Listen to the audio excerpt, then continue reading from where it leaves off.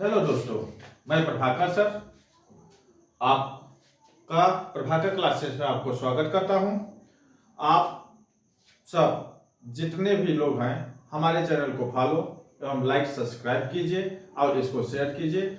और आज हम संविधान के बारे में, संविधान के जो भाग है इसके बारे में आपको हम लेकर आए हैं। ये टॉपिक आपको इतनी बेहतरीन ढंग से, इतने आसान भाषा में और शॉर्टकट में बताएंगे जिसके आधार पर आपको नंबरों की पौछाल लग सकती है। नंबरों की पौछाल लगने के लिए आपको ज्वाइन करना होगा प्रभाकर क्लासेस को।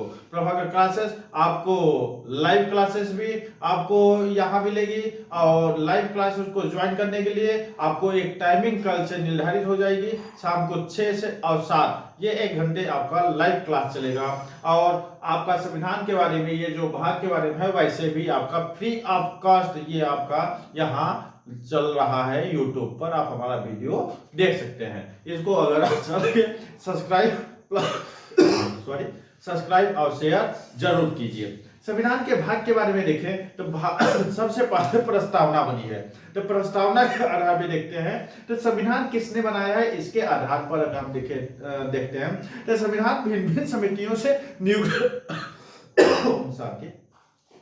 संविधान जो है भिन्न भिन्न समितियों से नियुक्त किया गया है। तो संविधान में कई समितियां हैं, इन समितियों के लोग अध्यक्ष होते हैं। ऐसे ही हमारी एक प्रारूप समिति है, तो प्रारूप समिति के अध्यक्ष जो है बाबा भीमराव अंबेडकर हैं। तो बाबा भीमराव अंबेडकर हैं, लेकिन आपको सिर्फ यही बताया जाता है कि बाबा भीमराव अंबेडकर प्रारूप समिति के अध्यक्ष हैं, लेकिन इसके साथ साथ आपको आज के दिन में हम कुछ नई जानकारी लेकर आए हैं जो आपको जानकारी होना चाहिए। तो हम आगे देखते हैं प्रारूप समिति के बारे में, उसके बाद संविधान के भाग के बारे में बताएंगे। तो प्रारूप समिति जो होता है, यहां लिखते हैं प्रारूप समिति। प्रारूप समिति, प्रारूप जो समिति है, तो प्रारूप समिति के बारे में अगर हम देखते हैं, संविधान सभा में सभी समितियों में सबसे ज्यादा महत्वपूर्ण कौन सी समिति होती है? संविधान सभा में सबसे ज्यादा महत्वपूर्ण समिति अगर माना गया है तो वो किसको माना गया है? प्रारूप समिति को। इसीलिए बाबा भीमराव अंबेडकर को संविधान बनाने का श्रेय जाता है। अगर हम देखें प्रारूप समिति को माना गया है, इसका गठन, अब प्रारूप समिति का गठन कब हुआ है यह भी आपको मालूम होना चाहिए। तो प्रारूप समिति का गठन 29 अगस्त 1947 को हुआ था। कब हुआ था? इसका गठन हम देखें, यहां लिख देते हैं गठन 29 अगस्त 1947। 29 अगस्त 1947 को प्रारूप समिति का गठन हुआ था। कब हुआ था? 29 अगस्त 1947 को प्रारूप समिति का गठन हुआ। इसका गठन कुछ तबीयत खराब है, हमारी खांसी हुई थोड़ी सी आ भी रही है, लेकिन आपका डिस्टर्ब न हो इसके आधार पर, क्योंकि क्लास हम इस समय कई दिनों से हम क्लास आपका नहीं ले पा रहे हैं, इसके लिए हमें खेद भी है, क्योंकि आप लोग परेशान भी होते होंगे कि हम YouTube पे क्यों नहीं आ पा रहे हैं। हम कुछ टेंशन होती है, जैसे कुछ टेंशन नहीं होती है तो हमारे लाइफ में भी कुछ टेंशन होती है। जैसे कहते हैं कि भगवान राम को आप देखें, वो भगवान राम है, लेकिन अगर भगवान राम जब यहाँ मानव पृथ्वी भी आए तो वो मानव पृथ्वी भी आने के बाद उनको भी टेंशन हुई, और टेंशन होने के बाद वन गमन, सीता हरण, ये सब चीज होता है, उसके तो उनको टेंशन हो सकती है। हम लोग तो इंसान है, तो हम लोग क्या करें? कर्म के आधार पर बढ़ते जाए। अब कर्म हमारा क्या है? मात्र अपने आप को कितना आगे ले जाए पढ़ाई करके। देखिए, पढ़ने से आप, हम बार बार आपको पढ़ने के लिए क्यों कहते हैं? मात्र एक ही कारण है कि अगर आप पढ़ेंगे, मान लेते हैं अगर कुछ आप नहीं बन पाए, लेकिन ये आपका नुकसान भी नहीं करेगा। कहीं भी आप जाएंगे, बोलेंगे या कहीं भी आप किसी से मिलेंगे तो आपका एक अच्छे व्यवहार के आधार पर या अच्छे नागरिक के आधार पर आपका सम्मान होगा। उस सम्मान का श्रेय भी आपके स्वयं की मेहनत के आधार पर है। तो अपने ऊपर मेहनत कीजिए, अपने आप को आगे बढ़ाइए। इसके साथ हम आते हैं प्रारूप समिति के आधार पे। तो प्रारूप समिति का है, प्रारूप समिति क्या है इसके बारे में अगर हम जानकारी दें तो वह एक समिति जिसे नए संविधान के जैसे कहते हैं ना, नया संविधान को तैयार करने के लिए जिम्मेदारी दिया जाता है। नया जो हम जब हमारा भारत आजाद हुआ तो अंग्रेजों ने एक शर्त रखी। अंग्रेजों ने क्या रखी? एक शर्त रखी थी कि आप लोग एक संविधान, अपना खुद का संविधान बना लेंगे, तब आप क्या करेंगे कि हम आपको आजादी दे देंगे। क्या दे देंगे? आजादी दे देंगे। तो यहां क्या हुआ, जितने भी पढ़े लिखे लोग थे वो लोग आपस में एक मीटिंग बुलाए, समीक्षा किए। अब समीक्षा करने के बाद कई समिति बनाई गई। जैसे आपसे प्रारूप समिति के बारे में कहेंगे तो संविधान समिति के अध्यक्ष हैं, लेकिन अगर देखा जाए संघ शक्ति समिति भी बनी थी, जिसका श्रेय जवाहरलाल नेहरू को जाता है। जवाहरलाल नेहरू इसके अध्यक्ष थे। और संघीय संविधान समिति हुई थी। संघीय संविधान समिति के अध्यक्ष भी पंडित जवाहरलाल नेहरू जी थे। राज्यों के लिए समिति जो बनाई गई थी, इसका भी अध्यक्ष पंडित जवाहरलाल नेहरू जी थे। और प्रारूप समिति जो बनाई गई, उसका अध्यक्ष कौन थे? बाबा भीमराव अंबेडकर जी थे। अगर देखें सक्रिय नियम समिति के बारे में देखें तो डॉक्टर राजेंद्र प्रसाद को सक्रिय नियम समिति के बारे में बताया गया। तो आपको ये पता चला होगा कि संघ शक्ति समिति होती भी है, माने संघ शक्ति समिति सबसे पहला निर्माण हुआ। जब संघ लोग आपस में निर्माण करके एक समिति बनाए तो उसको कहा गया संघ शक्ति समिति। उसके आधार पे अब हुआ संघीय संविधान समिति, माने कई लोग संविधान बनाने के लिए चर्चा करने के लिए कई लोग उसमें जुड़े। उसके बाद आया राज्यों के लिए समिति, माने जितने राज्य हैं, उस समय कई राज्य थे, तो वो राज्यों के लिए समिति बनाई गई कि वहां राज्यों में यहाँ इस भाषा के लोग हैं। उसके आधार में भी कई वर्णों के आधार पर, हर एक चीज के आधार पर अगर देखा जाए कि एक समिति राज्य के ये आधार पर बनाया गया।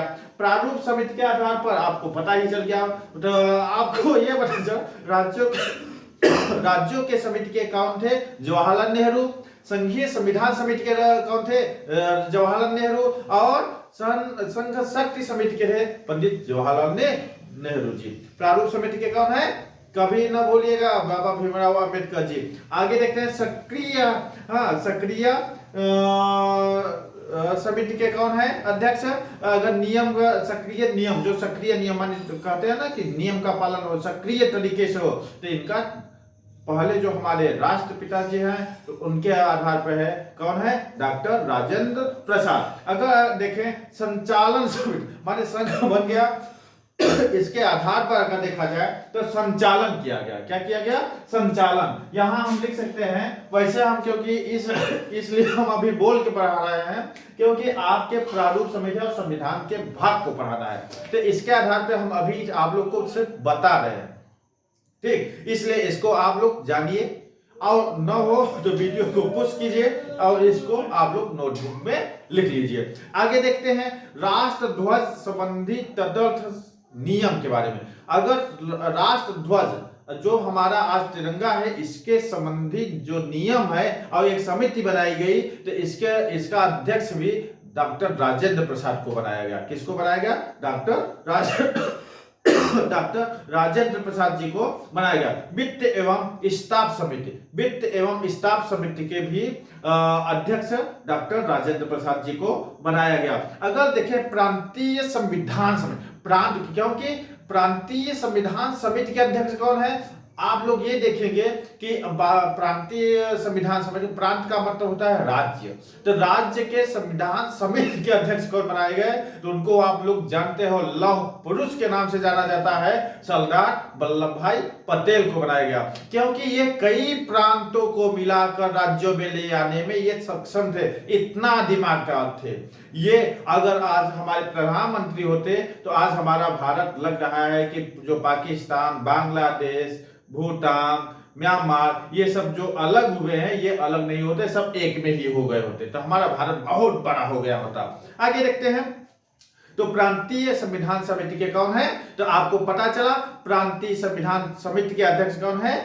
बताइए। लौह पुरुष। कौन है? लौह पुरुष किसको कहा जाता है? सरदार वल्लभ भाई पटेल जी को कहा जाता है। और सरदार वल्लभ भाई पटेल जी मौलिक अधिकारों एवं अल्पसंख्यक संबंधी जो है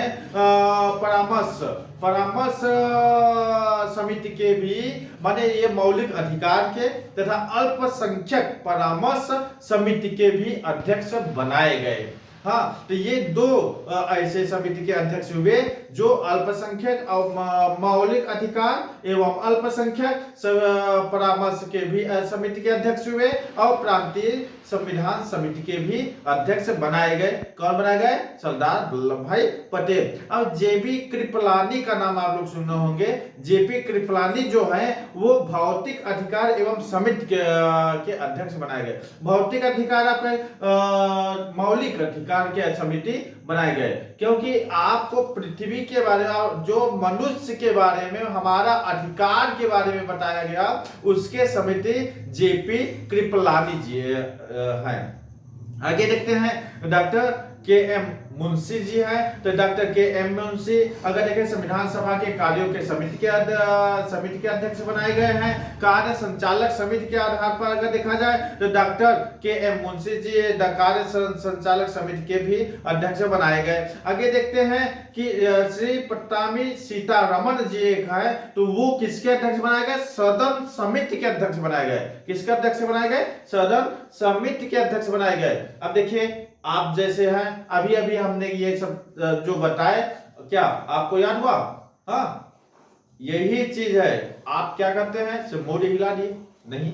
हाँ, तो इसका कारण यह नहीं है, आपको जो भी बताया जाए उसको एक बार में, क्योंकि यहाँ क्या है कि आपका जो ये क्लास चल रहा है ये क्लास थोड़ी सी तेजी से चल रहा है। आप लोग बड़े बच्चे हैं, हाँ, बीए बीएससी में पढ़ रहे हैं। उसके बाद अगर हम ये कहें केजी की तरह पढ़ाया जाए तो ऐसा नहीं होता है। तो आप लोग क्या कीजिए, क्योंकि ये चीज आपका जो वीडियो भी है अभी क्योंकि कैमरे के सामने भी है, तो हम क्या कर रहे हैं आपको मात्र संचालक आधार पर, क्योंकि बड़ा वीडियो ना आए, हाँ, तो इसके आधार पे हम तेजी से पढ़ा रहे हैं। तो पढ़ाते समय आपको सदन समिति के भी अध्यक्ष के बारे में पता चला। अगर हम देखें ऐसे ही हमारे प्रारूप समिति के अध्यक्ष कौन बनाए गए? डॉक्टर भीमराव अंबेडकर जी बनाए गए। तो डॉक्टर भीमराव माने प्रारूप समिति का गठन कब हुआ? 29 अगस्त 1947 को हुआ। तब ये प्रारूप समिति क्यों बनाया गया? तो प्रारूप समिति बनाया गया जिससे हमारा संविधान क्या है, नया संविधान बन सके। नया संविधान बनाने का श्रेय इसीलिए भीमराव अंबेडकर जी को जाता है। लेकिन आप लोग ये जानते हैं कि जिम्मेदारी जो ये सौंपी गई थी, संविधान के प्रारूप तैयार किया था, जिम्मेदारी सौंपी गई थे, इसके 7 सदस्य भी थे। यही हम बताना चाह रहे हैं। प्रारूप समिति के जो अध्यक्ष थे वो कौन है? डॉक्टर भीमराव अंबेडकर। लेकिन 7 सदस्य थे, माने ये संविधान को बनाने में कुल 7 लोग का भूमिका है, न कि एक लोग का। अगर हम ये देखें जिनके अब हम प्रारूप समिति के सदस्यों के नाम आज हम आपको बताएंगे। सदस्य हम कह देते हैं, सदस्य। हाँ, तो प्रारूप समिति के जो सदस्य हैं, पहला नाम अगर हम लेते हैं तो प्रारूप समिति के सदस्य का पहला नाम प्रारूप समिति के सदस्य का नाम डॉक्टर बी आर अंबेडकर। अगर हम साथ में देखें तो डॉक्टर बी आर अंबेडकर। अब डॉक्टर बी आर अंबेडकर जो है माने डॉक्टर भीम, बताइए, हाँ बोलिए बोलिए। डॉक्टर भीमराव अंबेडकर जी, डॉक्टर भीमराव अंबेडकर जी ये क्या है? अध्यक्ष है। क्या है? अध्यक्ष है।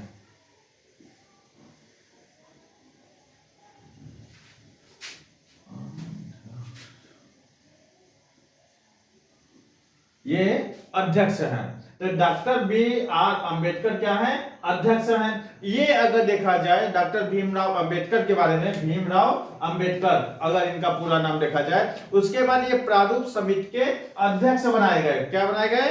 अध्यक्ष बनाए गए। अब दूसरा नाम है एन गोपाल स्वामी अयंगर। एन गोपाल स्वामी, दूसरा नाम का है एन गोपाल स्वामी अयंगर। ठीक। एन गोपाल स्वामी, एन गोपाल स्वामी भी आप याद करेंगे तो भी आपका सही है। दूसरा, अब तीसरा नाम है अल्दानी कृपलानी अय्यर, अल्दानी कृपलानी अय्यर। फिर से नाम याद कर लीजिए, अल्दानी कृपा स्वामी भी कह सकते हैं, कृपलानी भी कह सकते हैं, या तो अल्दानी, हाँ इनका कृपलानी भी है, या कृष्ण स्वामी भी बोला जाता है। इनको क्या बोला जाता है? कृष्ण स्वामी। इनका अगर शुभ नाम कृपलानी कहते हैं तो इनका अल्दानी कृष्ण स्वामी बोलिए। क्या बोलिए? कृष्ण स्वामी, अल्दानी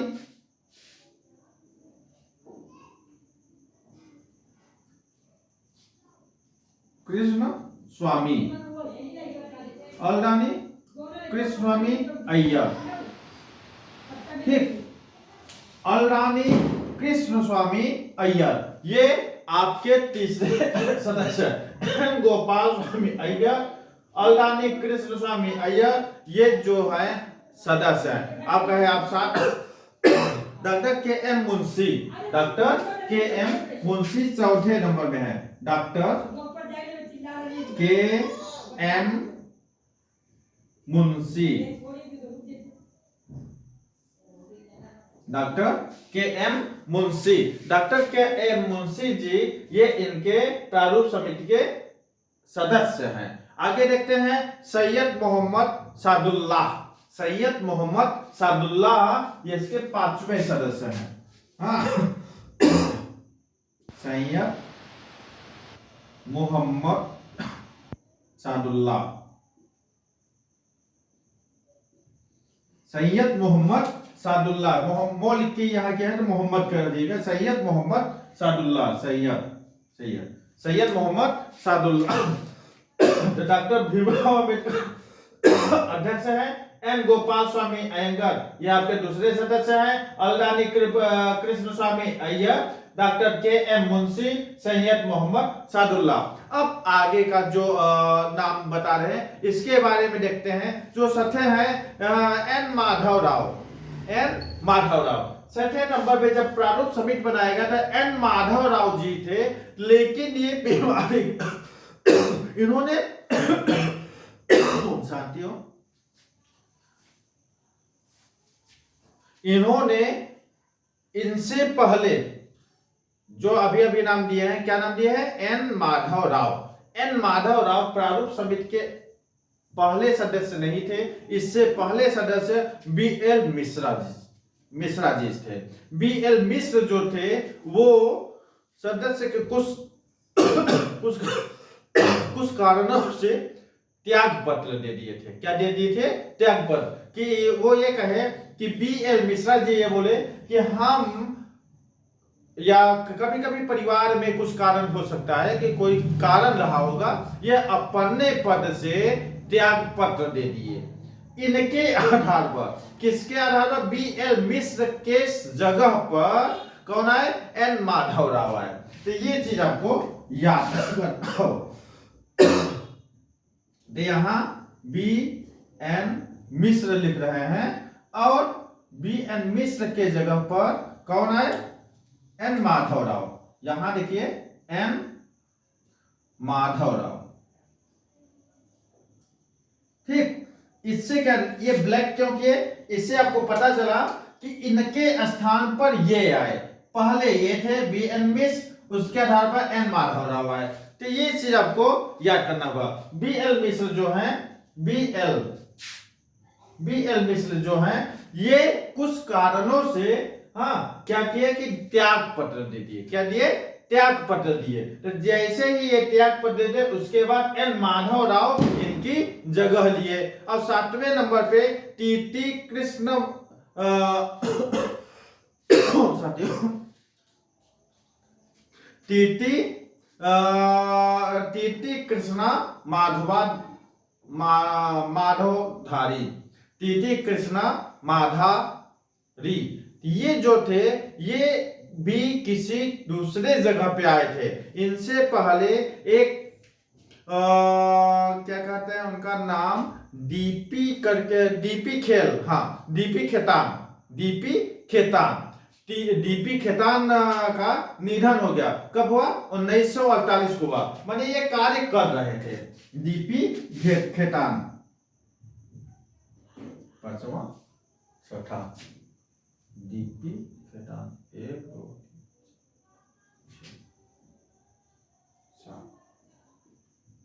डीपी खेतान, डीपी खेतान इनका निधन हो गया था। कब हुआ था? 1948 को हुआ। इनका निधन 1948 को हुआ। डीपी खेतान पहले प्रारूप समिति के सदस्य थे। इनके मृत्यु के बाद, इनके निधन के बाद कौन है? टीटी कृष्णमाधारी आए। तो इनके आधार पर टीटी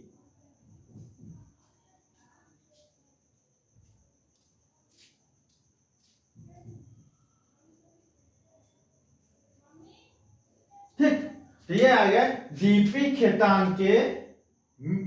जब ये इनका निधन हुआ 1948 में, तो इनका जगह टीटी कृष्णधारी, टीटी कृष्णधारी जी ले लिए। तो ये 7 सदस्य प्रारूप समिति के सदस्य हैं। तो प्रारूप समिति के बारे में आपको अब पता चला कि डॉक्टर भीमराव अंबेडकर सिर्फ अकेले नहीं है। प्रारूप समिति में कुल 7 सदस्य थे। उन सदस्यों के प्रारूप समिति में इनको अध्यक्ष बनाया गया था। इन 7 में से इनको चुना गया था। जैसे कहा जाता है कहीं आप काम करते हैं तो उन काम के आधार पर कोई कोई, जैसे ये होता है कि अगर हाउस कीपिंग के लोग हो गए, या कहते हैं बॉडीगार्ड हो गए, या कहते हैं कि क्या कहते हैं गार्ड हो गए, इनमें एक सुपरवाइजर बनाया जाता है। तो ये एक सुपरवाइजर का काम कर रहे थे। ये क्या कर रहे थे? डॉक्टर माने काम ये सब कर रहे थे। ये वहां सुपरवाइजर का काम करके इनको अध्यक्ष बनाया गया। इसलिए कहा जाता है प्रारूप समिति के अध्यक्ष कारण कि ये हमारे संविधान के क्या है, पिता, जनक का माना जाता है। लेकिन अगर देखा जाए तो संविधान के जनक ये 7 लोग हैं। ठीक, तो ये 7 का नाम अगर आप याद किए हैं बहुत अच्छा होगा। Doctor Bhimrao Ambedkar, N Gopal Swami Ayyar, Alladi Krishna Swami Ayyar, doctor K M Munshi, Syed Mohammad Saadullah, B L Mishra की जगह पर एन माधव राव, और डीपी खेतान का मृत्यु 1948 में हुआ था। टीटी कृष्णधारी। आज के डेट में आपको ये पता चला कि ये आपका प्रारूप समिति के बारे में। अब आगे आते हैं संविधान के भाग के बारे में। अगर हम संविधान के भाग के बारे में आपको बताएं तो आपको अब पता चलेगा कि संविधान के कुल कितने भाग होते हैं। तो संविधान के कुल 22 भाग होते हैं। संविधान के कुल कितने भाग होते हैं? 22 भाग होते हैं। तो इसका जो प्रस्तावना बना संविधान के भाग में, तो संविधान में कुल 22 भाग है। तो संविधान में भाग 1, हाँ माने भाग 1 के बारे में हम आज बताते हैं। भाग 1, संविधान में भाग 1 में क्या लिखा गया है, इसके ये किसके लिए बनाया गया है? तो संघ तथा उनका राज्य क्षेत्र। हाँ, अगर हम देखें संघ तथा उनका राज्य क्षेत्र, ये कौन से संविधान में है, क्या है? तो भाग 1 में संघ तथा उनका राज्य क्षेत्र के बारे में बताया गया। क्या बताया गया? संघ तथा उनके राज्य क्षेत्र के बारे में अनुच्छेद 1 से लेकर 4 तक। अनुच्छेद क्या है? 1 से लेकर 4 तक अगर हम देखें तो 1 से लेकर 4 तक अनुच्छेद में संघ तथा उनका राज्य क्षेत्र के बारे में बताया गया। तो यहां हम नोट कर दे रहे हैं संघ तथा उनका राज्य क्षेत्र। ठीक, ये किसमें बताया गया? हाँ, अनुच्छेद किसमें बताया गया? अनुच्छेद 1 से लेकर 4 तक।